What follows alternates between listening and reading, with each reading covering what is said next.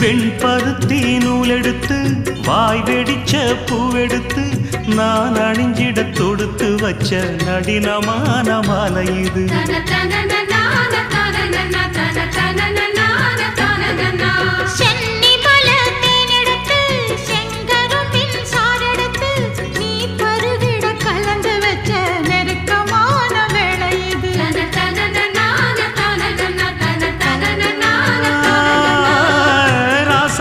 உடம்பிருக்கும் ரவிக்க துணி நானாக அன்னாடம் சூடி கொள்ள ஆசை வச்சாகாதா.